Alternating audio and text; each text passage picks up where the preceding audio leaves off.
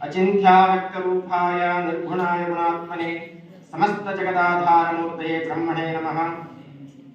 गुरुर्ब्रह्मा गुरुर्विष्णु गुरुर्देवो महेश्वरः गुरुः साक्षात् परं ब्रह्म तस्मै श्री गुरवे नमः। मरुळसिद्धसमारम्भां शिवकुमारमध्यमां शिवमूर्तिपर्यन्तां वन्दे गुरुपरम्परां।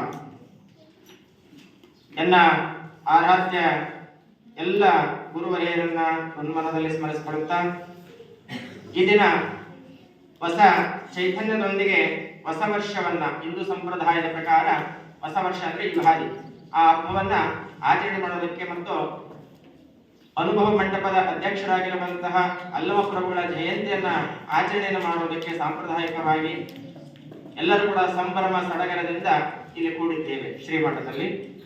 ಹಾಗೆ ಎಲ್ಲ ಅತಿಥಿ ಮಹೋದಯರಿಗೂ ಮತ್ತು ಎಲ್ಲ ವಿದ್ಯಾರ್ಥಿಗಳಿಗೂ ಕೂಡ ಯುಗಾದಿ ಹಬ್ಬದ ಆರ್ಥಿಕ ಶುಭಾಶಯಗಳನ್ನು ತಿಳಿಸುತ್ತಾ ಶತಶತಮಾನಗಳಿಂದ ಆಚರಣೆಯನ್ನು ಮಾಡಿಕೊಳ್ತಾ ಬಂದಿದ್ದೇವೆ। ಯುಗ ಕಳೆದರೂ ಕೂಡ ಯುಗಾದಿ ಮತ್ತೆ ಬರುವುದು ಅನ್ನುವಂತೆ ಈ ದಿನದ ಪಂಚಾಂಗವನ್ನ ಹೇಳುವುದಕ್ಕಿಂತ ಮೊದಲು ಯಾಕೆ ಪಂಚಾಂಗವನ್ನು ಶ್ರವಣ ಮಾಡಬೇಕು ಅನ್ನುವುದನ್ನ ಹೇಳ್ತಾರೆ। ತಿಥೇಶ್ಚ ಶ್ರೀಮಾಪ್ನೋತಿ ವಾರಧಾಯುಷ್ಯವರ್ಧನಂ ನಕ್ಷತ್ರಾಧರತೆ ತೇಷಾಂ ಪಾಪಂ ಯೋಗಾದ್ರೋಹ ನಿವಾರಣಂ ಕರ್ಣಾತ್ ಕಾರ್ಯಸಿದ್ಧಿಂ ಚ ಪಂಚಾಂಗಂ ಫಲಮುತ್ತಮಂ ಏತೇಷಾಂ ಶ್ರವಣಾನಿತ್ಯಂ ಗಂಗಾ ಸ್ನಾನಂ ಫಲಂ ಲಭೆ।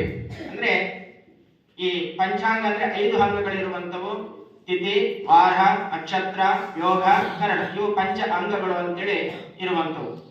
ಹಾಗೆ ತಿಥೇಶ್ಚ ಶ್ರೀಮಾಪ್ನೋತಿ ತಿಥಿಯನ್ನ ಕೇಳುವುದರಿಂದ ಏನಾಗುತ್ತೆ ಅಂದ್ರೆ ಐಶ್ವರ್ಯ ಲಭಿಸುವಂತದ್ದು।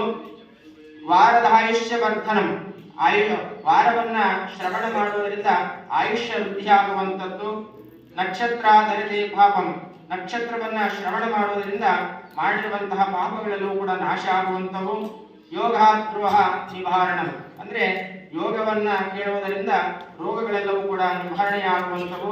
ಕರ್ಣ ಕಾರ್ಯಸಿದ್ಧಿಂಚ ಕರ್ಣವನ್ನ ಕೇಳುವುದರಿಂದ ಏನಾಗುತ್ತೆ ಅಂದ್ರೆ ಕಾರ್ಯಗಳೆಲ್ಲವೂ ಕೂಡ ಸಿದ್ಧಿ ಆಗುವಂತವು। ಇದು ಪಂಚಾಂಗವನ್ನ ಶ್ರವಣ ಮಾಡಿದ್ರೆ ಏತೇಷಾಂ ಶ್ರವಣಾನಿತ್ಯಂ ಗಂಗಾ ಸ್ನಾನಂ ಫಲಂ ಲಭೆ। ಪ್ರತಿನಿತ್ಯವೂ ಕೂಡ ಪಂಚಾಂಗವನ್ನು ಶ್ರವಣ ಮಾಡಿದ್ರೆ ಗಂಗೆಯಲ್ಲಿ ಸ್ನಾನ ಮಾಡಿರುವಂತಹ ಪುಣ್ಯ ಲಭಿಸುತ್ತೆ ಅಂತೇಳಿ ಹೇಳಿರುವಂತದ್ದು। ಈ ವರ್ಷ ಪರಾಭವ ಸಂವತ್ಸರ ಬಂದಿರುವಂತದ್ದು ಇದು 60 ಸಂವತ್ಸರಗಳಲ್ಲಿ 40ನೆಯ ಸಂವತ್ಸರ ಆಗಿರುವಂತದ್ದು ಪರಾಭವ ಸಂವತ್ಸರ। ಇದು ಏನಾದ್ರೂ ಪರಾಭವ ಅಂದ್ರೆ ಸೋಲು ಹಿನ್ನಡೆ ಅಡಚಣೆಗಳು ಅಂತ ಹೇಳಿ ಕರೀತಾರೆ। ಆದರೆ ಇದು ಸಂಪೂರ್ಣ ಕೆಟ್ಟದ್ದು ಅಲ್ಲ, ಮನುಷ್ಯನಿಗೆ ಜೀವನಕ್ಕೆ ಬೇಕಾದಂತಹ ಪರೀಕ್ಷೆ ಮತ್ತು ಪಾಠಗಳನ್ನು ಕಲಿಸುವಂತಹ ವರ್ಷ ಎಂದು ಪರಿಗಣಿಸಬಹುದು। ಈ ದಿನದ ಪಂಚಾಂಗ ಶ್ರೀಮಂತ ಶಾಲಿ ಮಹರ್ಷಿಗೆ ವರ್ಷಗಳು 1948ನೇ ಪರಾಭವ ನಾಮ ಸಂವತ್ಸರ ಉತ್ತರಾಯಣ ವಸಂತ ಋತು ಚೈತ್ರ ಮಾಸ ಶುದ್ಧ ಪಾಡ್ಯ ತಿಥಿ ದಿನಾಂಕ 19/3/2026ನೇ ಗುರುವಾರ ಉತ್ತರ ಭಾದ್ರಪದ ನಕ್ಷತ್ರ ಶುಕ್ಲನಾಮ ಯೋಗ ಸಿಂಧುಗ್ನಕರಣ ಏವಂ ಪಂಚಾಂಗ ಶುದ್ಧಿ। ಇದು ಪಂಚಾಂಗ ಇವತ್ತಿನ ಪಂಚಾಂಗ ಆಗಿರುವಂತದ್ದು। ಈ ವರ್ಷದ ಭವಿಷ್ಯವನ್ನು ನೋಡುವಂತದ್ದು। ಪರಾಭವ ಸಂವತ್ಸರದಲ್ಲಿ ಈ ವರ್ಷದ ರಾಜರಾಗಿರುವಂತವರು ಗುರು। ಯಾಕೆಂತಂದ್ರೆ ಯಾವ ವಾರ ಯುಗಾದಿ ಹಬ್ಬ ಬರುತ್ತೋ ಆ ದಿನದ ವಾರ ಯಾವ್ದಿರುತ್ತೋ ಆ ವರ್ಷದ ರಾಜರಾಗಿರ್ತಾರೆ। ಅದೇ ರೀತಿಯಾಗಿ ಸೇನಾಧಿಪತಿ ಆಗಿರುವಂತವರು ಚಂದ್ರನಾಗಿರುವಂತವನು, ಪ್ರಧಾನಮಂತ್ರಿ ಕುಜ ಆಗಿರುವಂತವರು, ಸಸ್ಯಾಧಿಪತಿ ಗುರು ಆಗಿರುವಂತವರು, ಧಾನ್ಯಾಧಿಪತಿ ಗುರು ಆಗಿರುವಂತವರು, ಮೇಘಾಧಿಪತಿ ಅಂದ್ರೆ ಮಳೆಯ ಅಧಿಪತಿ ಚಂದ್ರನಾಗಿರುವಂತವರು, ವಿರಸಾಧಿಪತಿ ಗುರು ಆಗಿರುವಂತವರು, ಅರ್ಘಾಧಿಪತಿ ಚಂದ್ರನಾಗಿರುವಂತವರು, ರಸಾಧಿಪತಿ ಶನಿದೇವರಾಗಿರುವಂತವರು, ಪಶುಪಾಲಕರು ಶ್ರೀಕೃಷ್ಣನಾಗಿರುವಂತವರು। ಇನ್ನ ಉಪನಾಯಕರು ಅಂತ ಹೇಳ್ತಾರೆ। ಧನಾಧಿಪತಿ ಶನಿ ಆಗಿರುವಂತವರು, ಪೂರ್ವ ಸಸ್ಯಾಧಿಪತಿ ಗುರು, ಕೋಶಾಧಿಪತಿ ಶುಕ್ರ, ಅಜ್ಞಾನಾಧಿಪತಿ ಕುಜ, ಪ್ರತಾಪಾಧಿಪತಿ ಚಂದ್ರ, ವೃಷಭಾಧಿಪತಿ ಬುಧ, ಮೂಷಕಾಧಿಪತಿ ಚಂದ್ರ, ನರಾಧಿಪತಿ ಗುರು, ಗಿಡಬಳ್ಳಿ ಅಧಿಪತಿ ಚಂದ್ರನಾಗಿರುವಂತರು, ತೃಣಾಧಿಪತಿ ಚಂದ್ರ, ಸರ್ವಾಧಿಪತಿ ಚಂದ್ರ, ಸ್ತ್ರೀಣಾಧಿಪತಿ ಚಂದ್ರನಾಗಿರುವಂತರು, ಮಾಂಗಲ್ಯಾಧಿಪತಿ ಶನಿ, ಫಲಪುಷ್ಪಾಧಿಪತಿ ಚಂದ್ರನಾಗಿರುವಂತವರು, ಅಪರ ಸಸ್ಯಾಧಿಪತಿ ಚಂದ್ರ ಛತ್ರಾಧಿಪತಿ ಗುರು ಆಗಿರುವಂತನು, ಯುದ್ಧಾಧಿಪತಿ ಚಂದ್ರನಾಗಿರುವಂತನು, ಅಶ್ವತ್ಥಾಧಿಪತಿ ಗುರು, ಕರಕಾಧಿಪತಿ ಗುರು ಆಗಿರುವಂತವರು, ದೇವಾಧಿಪತಿ ಗುರು ಆಗಿರುವಂತವರು, ದ್ರವ್ಯಾಧಿಪತಿ ಚಂದ್ರನಾಗಿರುವಂತವರು, ವಸ್ತ್ರಾಧಿಪತಿ ಶನಿ ಆಗಿರುವಂತವರು, ಕಾಷ್ಟಾಧಿಪತಿ ಗುರು, ಮೃಗಾಧಿಪತಿ ಬುಧ, ನವರತ್ನಾಧಿಪತಿ ಚಂದ್ರನಾಗಿರುವಂತದ್ದು, ಸರ್ವೇಶಾಂ ಅಧಿಪತಿ ಎಲ್ಲರೂ ಕೂಡ ಅಧಿಪತಿಯಾಗಿರುವಂತವರು ಗುರು ಆಗಿರುವಂತವರು. ಈ ಸಂವತ್ಸರ ಹೇಗಿರುತ್ತೆ ಅಂತ, ಸಂವತ್ಸರದ ರಾಜ ಗುರುವಿನ ಫಲ. ಸಕಾಲ ವೃಷ್ಟಿ ಯೋಗದಿಂದ ಸಸ್ಯಗಳು ಚೆನ್ನಾಗಿ ಫಲಿಸುತ್ತವೆ, ಶುಭಮಂಗಳ ಕಾರ್ಯಗಳು ಅಧಿಕವಾಗಿ ಆಚರಿಸಲ್ಪಡುತ್ತವೆ, ಗೋಮಹಿಷ್ಟ್ಯಾದಿಗಳು ವೃದ್ಧಿ ಚೆನ್ನಾಗಿದ್ದು ಹೈನುಗಾರಿಕೆ ವೃದ್ಧಿಯಾಗುವಂಥದ್ದು, ಮುಜರಾಯಿ ದೇವಾಲಯಗಳ ಆದಾಯ ಅಧಿಕವಾಗಿರುವಂಥದ್ದು. ಇನ್ನ ಮಂತ್ರಿಗಳ ಫಲ, ಮಂತ್ರಿಗಳ ಅಧಿಪತಿ ಮಂಗಳನಾಗಿರುವಂತನು, ಕಳ್ಳತನ ಸುಲಿಗೆಗಳು ಅಧಿಕವಾಗುತ್ತವೆ, ವಾಹನ ಅಪಘಾತಗಳು, ಸಾಂಕ್ರಾಮಿಕ ರೋಗಗಳಿಂದ ಜನರಿಗೆ ಸಮಸ್ಯೆಗಳು ಉಂಟಾಗುತ್ತವೆ, ಆಹಾರ ಧಾನ್ಯಗಳು ತೇಜಿಯಾಗಿ ಮಾರ್ಪಡುತ್ತವೆ, ಅಂದ್ರೆ ಧಾನ್ಯಗಳೆಲ್ಲವೂ ಕೂಡ ಹೆಚ್ಚಿನ ಪ್ರಮಾಣದಲ್ಲಿ ಬೆಲೆಯನ್ನ ಏರಿಕೆ ಕಾಣುತ್ತವೆ ಅಂತ ಹೇಳ್ತಾರೆ. ಸೇನಾಧಿಪತಿಯಾಗಿರುವಂತವರು ಚಂದ್ರ, ರಾಜ್ಯ ರಾಷ್ಟ್ರದ ಆಡಳಿತ ನಿರ್ವಹಣೆ ಸುಗಮವಾಗಿರುತ್ತದೆ, ದೇಶ ರಕ್ಷಣೆ ಮಾಡುವ ಸೈನಿಕರು ಆರೋಗ್ಯವಂತರಾಗಿ ಸುಸಜ್ಜಿತವಾಗಿ ಸದಾಕಾಲ ದೇಶ ರಕ್ಷಣೆಯಲ್ಲಿ ನಿರತರಾಗಿರುತ್ತಾರೆ, ದೇಶದಲ್ಲಿ ಶಾಂತ ವಾತಾವರಣ ಇರುತ್ತದೆ. ಧಾನ್ಯಾಧಿಪತಿ ಗುರುವಿನ ಫಲ, ದ್ವಿದಳ ಧಾನ್ಯಗಳು ಭತ್ತ ಗೋಧಿ ಅಧಿಕವಾಗಿ ಸಂಗ್ರಹವಾಗುತ್ತವೆ. ಗುರು ವರ್ಗದವರು ದೇಶದ ಶ್ರೇಯಸ್ಸಿಗಾಗಿ ಹೋಮ ಶಾಂತ್ಯಾದಿ ಕಾರ್ಯಗಳನ್ನು ಬಹುವಾಗಿ ಆಚರಿಸುತ್ತಾರೆ, ಪ್ರಜೆಗಳು ಪುಣ್ಯ ಸ್ಥಳಗಳಿಗೆ ಅಧಿಕವಾಗಿ ಭೇಟಿ ನೀಡುತ್ತಾರೆ. ಇನ್ನ ಮೇಘಾಧಿಪತಿ ಚಂದ್ರನಾಗಿರುವಂತವರು, ಗರ್ಭಿಣಿಯರಿಗೆ ಆರೋಗ್ಯ ಚೆನ್ನಾಗಿರುತ್ತದೆ, ಜಲೋದ್ಭವ ವಸ್ತುಗಳು ಅಧಿಕವಾಗಿ ದೊರೆಯುತ್ತವೆ, ಗೋಮೈಷ್ಯಾದಿಗಳು ಮೇವು ಆಹಾರ ವೃದ್ಧಿಯಾಗಿ ಹೈನುಗಾರಿಕೆಯ ಹಣಕಾಸು ವಹಿವಾಟು ಚೆನ್ನಾಗಿರುತ್ತದೆ. ನಿರಸಾಧಿಪತಿ ಗುರುವಿನ ಫಲ, ವಸ್ತ್ರ ವ್ಯಾಪಾರಗಳಿಗೆ ವ್ಯಾಪಾರ ಚೆನ್ನಾಗಿರುತ್ತದೆ, ಸಾಂಬಾರು ಧಾನ್ಯಗಳು ತೇಜಿಯಿಂದ ಮಾಡಲ್ಪಡುತ್ತವೆ, ಪುಣ್ಯ ಸಸ್ಯಗಳು ಪುಣ್ಯ ಸ್ಥಳಗಳ ಧಾರ್ಮಿಕ ಕ್ಷೇತ್ರಗಳ ಅಭಿವೃದ್ಧಿ ಚೆನ್ನಾಗಿರುತ್ತದೆ.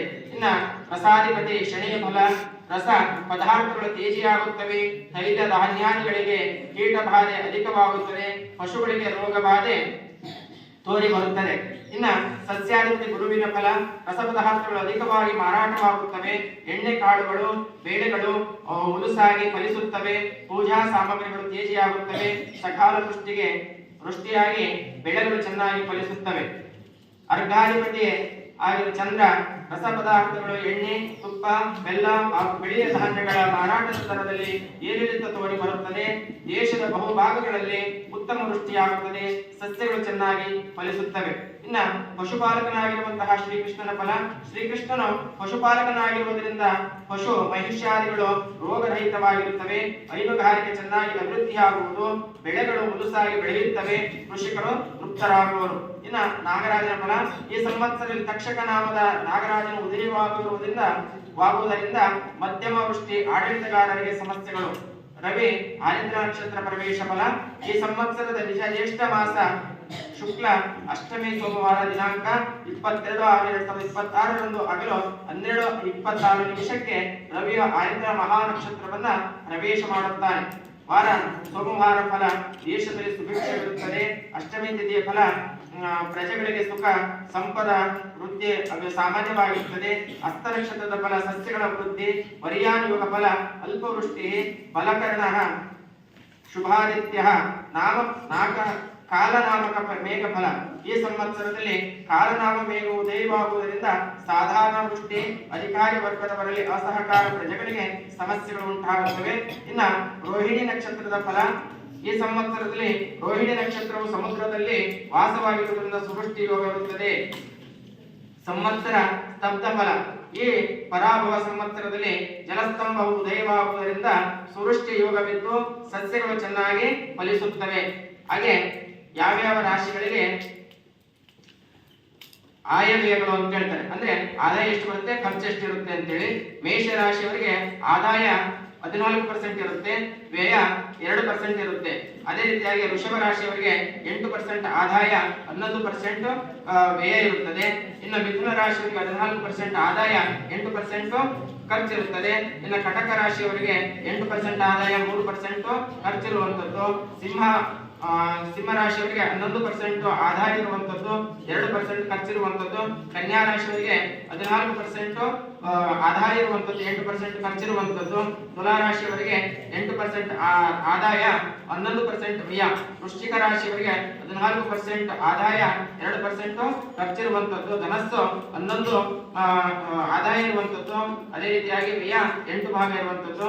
ಮಕರ ರಾಶಿಯವರಿಗೆ 5% ಆದಾಯ, 11% ವ್ಯಯ ಇರುವಂತದ್ದು. ಕುಂಭ ರಾಶಿಯವರಿಗೆ 5% ಆದಾಯ ಇರುವಂತದ್ದು, 11% ಖರ್ಚಿರುವಂತದ್ದು. ಮೀನ ರಾಶಿಯವರಿಗೆ 11% ಆದಾಯ, ಈ ರೀತಿಯ 8% ಖರ್ಚಿರುವಂತದ್ದು. ಅದೇ ರೀತಿಯಾಗಿ ಈ ವರ್ಷದಲ್ಲಿ 3 ಗ್ರಹಣಗಳು ಬರುವಂತವು. ಈ ಪರಾಭವ ಸಂವತ್ಸರದಲ್ಲಿ 2 ಸೂರ್ಯಗ್ರಹಣ ಬರುತ್ತದೆ, ಅದೇ ರೀತಿಯಾಗಿ 1 ಚಂದ್ರಗ್ರಹಣ ಬರುವಂತದ್ದು.